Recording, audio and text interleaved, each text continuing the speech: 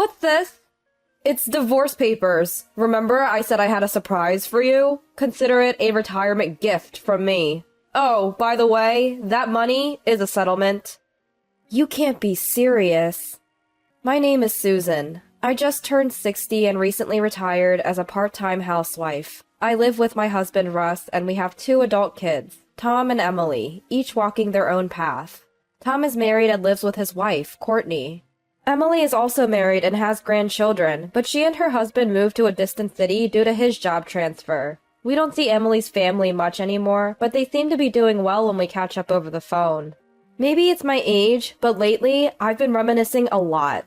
Life was a whirlwind, to say the least. I met Russ through an arranged date. I wasn't unlucky in love or anything, but I had a fear of men. My first boyfriend after starting my job cheated on me. He was the boss at my company. I ended up having an affair with him, someone who was an admired figure to us new hires. Eventually, he betrayed me. And when I tried to talk about it, he threatened to ruin my life. That experience gave me a fear of men. That's when I met Russ. Russ's mother and my mom were childhood friends, and they were very close. I wasn't too keen on the idea, but Mom insisted, so I gave in. Russ was neither handsome nor particularly sociable. He seemed like the type women wouldn't usually go for, but maybe that's why I could open up to him. Over time, I found myself looking into his eyes when we talked. I found myself slowly falling for Russ. So we started dating and got married a year later. Tom was born the following year and Emily came the next. Life was hectic, but I remember it being lively and happy. However, when Tom was in 7th grade, something happened. Russ was hardly home. When he was always on his phone. I felt suspicious. I grabbed his phone when he wasn't looking and saw pictures of a woman and their conversations. Yes, Russ was having an affair. Before I could say anything, Russ spoke. Susan, I'm sorry. Sorry doesn't cut it. Do you know how I feel right now? I thought you were different. My feelings were a mix of anger, hatred, and sadness, and I didn't know what to do. Just go, Russ. It's not what you think. I love you, Susan. How can you say that now? You betrayed me. I'm truly sorry. I'll cut ties with her and change my ways. And you think I'll believe that? I get that you can't trust me now, but I'll do everything I can to make you believe that I've changed. Don't leave me, Susan. I need you. If he needed me, why did he betray me? Although I was unsettled, I found myself saying, fine, but there won't be a next time. Susan, thank you. And just like that, I put a close to a big chapter in our family's life. Don't get me wrong, it's not like I've forgiven Russ or trust his words again. But if I divorced him now, it would mean taking the kids' dad away from them. The first thought that came to mind was how unfair it would be for them to grow up with a single mom. So for me, divorce wasn't an option. Truth be told, I still have feelings for Russ. Being cheated on sucks, but I find myself wanting to be with him. After that, Russ seemed like a changed man. He comes home early every day and actually spends time with the kids. It seems he's really turned a new leaf. And so, life went on smoothly. The kids grew up strong, became adults, and started lives of their own. And they eventually moved out of our home. With the kids gone, it's just me and Russ. We've been so consumed with parenting that it feels strangely lonely now. But just the 2 of us makes it feel like the early days of marriage, a bit embarrassing even. So we've been enjoying quality time as a couple, thriving both at work and off hours. And next month, I'll be turning 60. Lost in thought, the phone rings. Hi! Hey Mom, you free next Sunday? I am. What's up? You sound serious. Well, you're hitting 60, right? I wanted to do something nice for you while I can. How about we celebrate your retirement with a nice dinner somewhere? What a wonderful son I have. I'm so touched I could cry. Thank you. I'll let Russ know. I'll tell Dad. You and Dad just come as you are. We live in the same house, you know. But okay, looking forward to it. And so I hung up. That night I talked to Russ about next Sunday. Russ, you heard about next Sunday?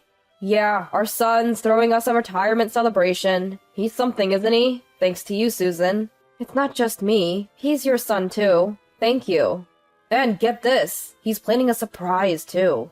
Really? He didn't mention that. Can't wait. Yeah, me too. Finally, the awaited Sunday comes. Russ and I arrive at the agreed-upon restaurant. Tom and his wife, Courtney, had arrived before us. As we enter the restaurant and head towards the seat Tom mentioned over the phone, over here! Tom waves enthusiastically. We exchanged casual greetings with Courtney next to him. You guys are early? Yeah, had some preparations to make. We make small talk as the multi-course meal starts arriving. Let's dig in. Looks delicious. Tom dives into his meal with childlike enthusiasm. Shall we eat too, Russ? We all started eating. The food here was exceptionally delicious. Maybe it tasted even better because of the retirement party Tom had thrown for us. After we finished our meals, the atmosphere was calm again. I'm going to smoke a cigarette. With that, Russ stepped outside. Tom and his wife then approached us with envelopes in hand. Congratulations on your retirement. They handed over 2 envelopes. One had Emily's name on it, and the other had Tom's name. What's all this? One is from Emily and her husband, and the other is our gift to you, they explained. Russ had mentioned a surprise, but being there and actually receiving it moved me to tears. Thank you. Go ahead and see what's inside, Tom encouraged. I began by opening Emily's envelope. It contained $500 and a heartfelt letter. It expressed regret for not being able to attend in person and offered words of gratitude. I couldn't stop my tears. As a mother, nothing could be more rewarding than being celebrated by my own children. Actually, this is from your dad, Tom added. From Russ? Yeah, this restaurant is quite expensive, you see, so Dad said to use this money from him. It looks like he's also grateful to Mom. Really? I never thought Russ would still think of me like that. I went ahead and checked the other envelope. Inside were lots of bills and a letter. Upon counting, there was a whopping $2,000. It must have been hard for him to gather such an amount. I was about to read the letter from Russ, but what was inside wasn't a letter at all. I threw the envelope in front of Tom. Hey, Mom, that's harsh. We went through all this trouble. Harsh? Do you even know what's harsh? Look inside. Tom picked up the envelope and checked the contents. His eyes widened the moment he saw the paper inside. What is this? It wasn't a letter. It was divorce papers. Just then, Russ came back. What is the meaning of this? What do you mean? They're divorce papers. What are you thinking? I told you there was a surprise, right? This is my retirement gift to you. Oh, and that money is a settlement. You can't be serious. This is not a pleasant surprise at all. I've provided for you all this time. You have no reason to complain. I'm going to start a new life. Dad, that's too cruel. What have you been thinking about Mom and us? Of course, I still care about you guys, but I can't see Susan as a woman anymore. Just sign it and submit it to the court. Wait a minute. Ignoring everything else, Russ walked out of the restaurant as if he had no more business there. What a case of emotional abuse this was. Stunned, Tom apologized to me. Why are you the one apologizing? Well, I'm the one who suggested celebrating your retirement, and it turned into this mess. I wanted to make today special for Mom, and I ended up ruining it. Sorry. Don't worry about it, but what should we do now? As I pondered, Tom spoke again. Look, I don't want to bring this up at a time like this, but would you consider living with us? I don't think you should make such a decision so quickly just because of what happened today. No, Courtney and I have talked about it. We've always wanted to live with our parents someday. Courtney is on board too. Turning to Courtney, I saw her smiling and nodding. What a kind-hearted son and daughter-in-law. Thank you, but let me think about it. I'll go home for today. I really appreciate it. With that, I left the restaurant. At that point, I couldn't care less about Russ. I wanted to get back at him somehow. I thought about what I could do to help with that, but I couldn't come up with anything. I decided to call my mother-in-law, Martha, and fill her in on what happened. Hello? Martha, it's been a while. Oh, Susan! How have you been? I've been good. Actually, I have something to tell you. I recounted the day's events to Martha. Her initially cheerful voice turned somber as she listened. I'm so sorry, Susan. My own son did something terrible to you. As a woman, it's infuriating. All I can do is apologize. It's not your fault, Martha. Then Martha said something unexpected. Do you think it might have been Russ? What? I saw someone who looked like Russ at the department store with another woman. I didn't think he would have an affair at this age, but maybe it was him. I'll look into it. Thank you. I hung up and immediately contacted a private investigator. The investigation would start in 3 days, based on Russ's usual routine. A week after the investigation began, I received a call. Sure enough, Russ was having an affair. They handed me a report and several photos as evidence, and to my shock, it was a woman Russ had an affair with in the past. I had to wonder if they had kept in touch all along. I called Russ, and together with Martha, confronted him. What's going on? Did you file for divorce already? And why is Mom here?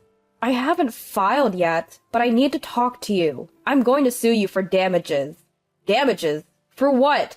For having an affair? I haven't had any affair. I showed Russ the photos from the private investigator. His face turned pale. I just ran into her. You expect me to believe you just ran into an old flame multiple times? I haven't met her multiple times. Do you want to look at the dates on these pictures? You've met more than once, so don't lie. Russ fell silent, and that's when Russ just lost it. You're such a nag! Why don't you just leave me already? I'm not paying any alimony, period. That's when Martha raised her voice. Cut the nonsense! Do you even realize what you've done to this family? Act like a father for once. Mom? Help me out here! Help you? You've even damaged my friendship with Susan's mom. You're no son of mine. Don't ever show your face again.